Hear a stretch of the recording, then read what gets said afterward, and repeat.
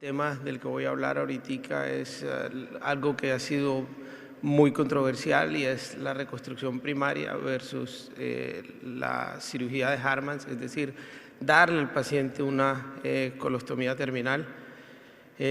No tengo realmente ningún tipo de conflicto importante, ayer lo dije y es la razón por la cual mis diapositivas están en inglés y por las que pido disculpas, pero es simplemente para explicar cuál fue mi viaje de Colombia, luego vivir en Canadá por 20 años, trabajar ahí, de ahí moverse a muchísimos sitios y finalmente terminar en Estados Unidos. Resulta más fácil tener las diapositivas en inglés que tener que hacer los cambios y la traducción, pero obviamente mi presentación es en español y si a eso pues le incomoda a alguien, le pido disculpas de entrada. Ayer yo había dejado mi presentación más o menos un video y que no había querido hablar de la enfermedad diverticular y que básicamente lo que les estoy diciendo es el problema de la morbimortalidad asociada con la diverticulitis perforada. Hoy más tarde yo tengo una presentación sobre diverticulitis y hubiera sido tal vez mejor presentar esa antes que esta, porque esta ya está más adentrada en la enfermedad más compleja, sin hablar en realidad de lo que es la enfermedad diverticular. Este es Edward Hinchey y todos hemos oído hablar siempre de Hinchey. ¿Y quién es Hinchey? Hinchey era, que ya no está con nosotros, cirujano canadiense, y estos son los dibujos originales que él escribió, que hizo cuando era residente en McGill, en Montreal, con residente de segundo año, es cuando él hace esta descripción. Y Hinchey hizo la escuela de medicina en Queens University, que es donde yo hasta hace poco estaba trabajando, entonces es el emblema de esta universidad, cirujano canadiense muy prolífico. La cuestión y la pregunta es esta: ¿crear la anastomosis o no crear la anastomosis? Históricamente, pues la tendencia ha sido a no crear la anastomosis y a dejar a esos pacientes en la urgencia con una colostomía permanente. Nosotros nos vamos a referir hoy a estos pacientes. En ese Hinchey, que lo sabemos, el paciente, el Hinchey, el 1A o el 1, el 2, que tiene, este es un paciente con microperforaciones que están contenidas, simplemente tiene la inflamación, de pronto un poquito más grande. El Hinchey 2, paciente que tiene un absceso que está controlado, que no hay ningún tipo de diseminación generalizada del abdomen, y esos pacientes generalmente se pueden manejar con manejo completamente médico. La cuestión es en estos dos tipos de pacientes, Hinchey 3, donde hay una perforación abierta con material purulento en la cavidad abdominal, y estos pacientes que ya tienen una perforación con contenido fecal. ¿Es seguro crear una anastomosis en estos pacientes o no? La operación de Hartmann, este es Henri Hartmann, que fue un cirujano de guerra. Él no describió esta operación para enfermedad diverticular, él describió esta operación para pacientes con cánceres de recto.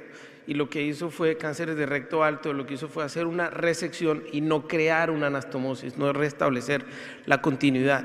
Entonces la estableció para el manejo de la cirugía de cáncer, la describió para dos pacientes, pero se adaptó simplemente para la cirugía de enfermedad diverticular. Hoy por hoy es casi que muy improbable que uno haga una cirugía, una resección anterior baja y termine haciendo una colostomía permanente, por lo menos en un cáncer de recto alto. Estas son las opciones. Esta es una operación de Hartmann, es decir, para las personas que están de pronto en formación, hacer una resección de este segmento comprometido y dar una colostomía terminal. Importante entender que la enfermedad diverticular, por lo menos la enfermedad diverticular del lado izquierdo, que es un mal nombre porque no es una enfermedad, es una condición. El 30% de la población en la sociedad occidental, más o menos a los 50 años, ya tiene enfermedad diverticular, y probablemente el 50% a los 80 años ya tiene enfermedad diverticular, es decir, tiene divertículos, pero no tiene una enfermedad como tal. Es una condición y es una condición adquirida por diferentes razones, básicamente por lo que comemos. Los divertículos en el lado derecho, que son más asociados a gente de personas de ascendencia persa, iraníes, son de origen congénito, pero estas son adquiridas. Vamos a ver qué dice la literatura y qué dicen los datos para poder establecer si es seguro crear una anastomosis o es mejor hacer un HARMAT. Este es un estudio poblacional que muestra en Nueva York una cantidad importante, sobre 10.000 pacientes. Las limitaciones que tienen estos tipos de estudios es que se hacen con datos administrativos, es decir, mirando cuáles fueron los códigos, cómo se facturó y cuáles fueron los resultados. Pero de 10.000 pacientes que fueron a cirugía de emergencia, en el 98% de esos casos los pacientes recibieron una colostomía permanente y solo un 1.7% tuvo algún tipo de reconstrucción primaria con o sin una ileostomía o otro tipo de ostomía de diversión. Es decir, hacer la reconstrucción primaria, pero crearle una ostomía previa para tratar de manejar esa anastomosis. Y si nos preguntamos quién está haciendo las cirugías, pues la inmensa mayoría de la cirugía colorectal realmente la hacen los cirujanos generales. Y uno se pregunta siempre, no, es que ¿por qué las hemicolectomías derechas, hemicolectomías izquierdas? En cualquier latitud del mundo, la inmensa mayoría de la cirugía está hecha por cirujanos generales. Probablemente donde ha habido una tendencia mayor es en la cirugía del cáncer de recto, donde se ha ido un poquito centrando o centralizando más hacia el manejo de los cirujanos colorectales. Solamente el 6% de estos cirujanos colorectales realizaron esta cirugía, pero lo que sí es cierto y lo que muestra la evidencia es que un cirujano colorectal tiene más tendencia a crear una anastomosis primaria que un cirujano general. De pronto se tiene más confianza, tiene más experiencia, tiene una capacidad de decisión un poquito más agresiva para decidir qué va a hacer una anastomosis primaria. Lo que sí se encontró fue que no hubo una diferencia significativa en la morbilidad de estos pacientes. ¿Qué significa todo esto? Que hoy por hoy menos del 5% de los pacientes con enfermedad purulenta o feculenta, es decir, Hinchi 3, Hinchi 4, tienen o se les provee con una reconstrucción primaria. ¿Cuál viene siendo el problema? Que muchos de estos pacientes nunca van a tener una reversión de su colostomía. Es decir, se van a quedar con una colostomía de por vida, por diferentes razones, que los pacientes se enfermaron, porque no fueron a cirugía, por cualquier otra razón que ustedes quieran. Quizás hasta un 40% de estos pacientes se van a quedar. Siempre se ha tratado de hacer estudios randomizados, pero es casi imposible hacer estudios randomizados. Muchos de estos pacientes llegan a la medianoche, llegan muy enfermos, llegan en momentos en que nadie tiene la logística para hacer estos estudios organizados. Normalmente es un residente quien está de turno, la decisión no está hecha de pronto en las mejores condiciones y además está afectada por el volumen de lo que tengo pendiente, de lo que tengo que hacer, cuánto me voy a demorar para hacer la cirugía.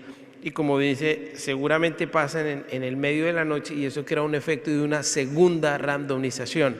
Es decir, que hay un sesgo, un bias para decir en ese momento, no, está muy enfermo, no lo vamos a hacer, no lo vamos a meter en el estudio, vamos a hacer una colostomía y la decisión incluso la hace el cirujano antes de siquiera haber entrado a ver lo que está. Entonces estos tipos de estudios pues no han sido posibles por esto, primero porque recogen muy pocos pacientes, pero definitivamente tienen un sesgo de selección.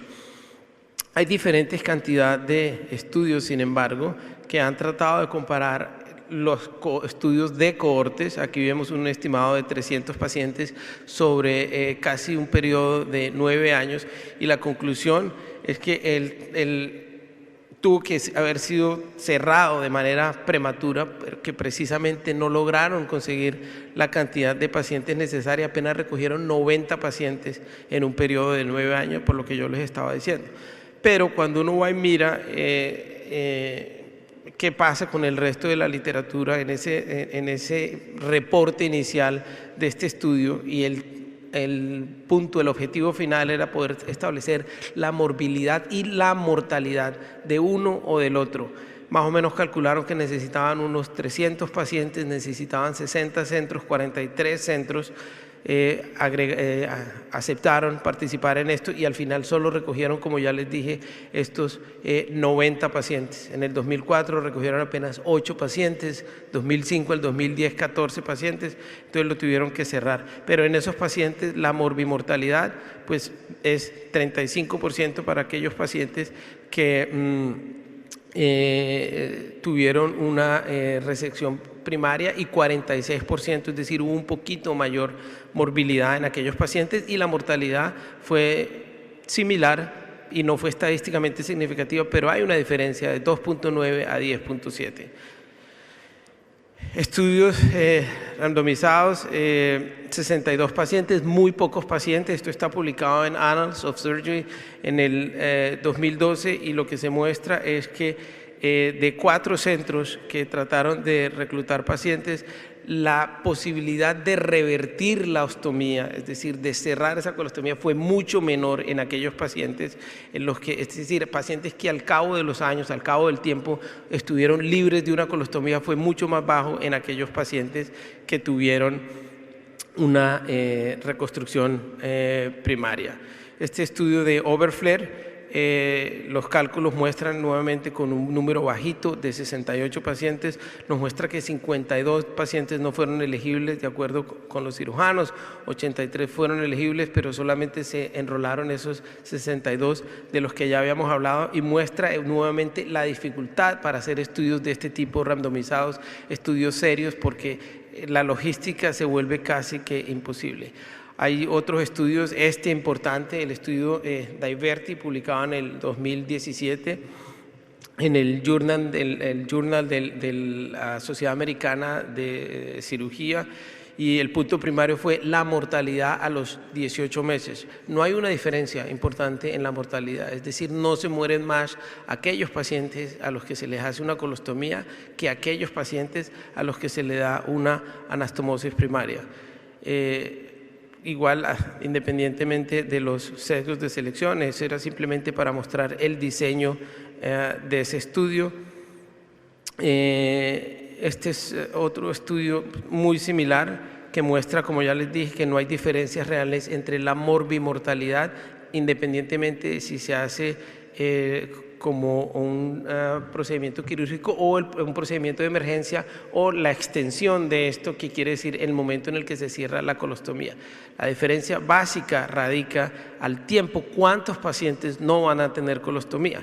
Ese mismo estudio, que se inició en el 2012, tuvo un seguimiento en el 2021 a largo plazo y lo que se mostró era que muchos de estos pacientes habían muerto por causas muy similares, ninguna relacionada con el efecto de su colostomía, pero sí era muy claro que aquellos pacientes que tenían Harmans tenían una incidencia mucho más alta de hernias incisionales, 52 versus 29%, con una P de 0.035, es decir, estadísticamente significativa.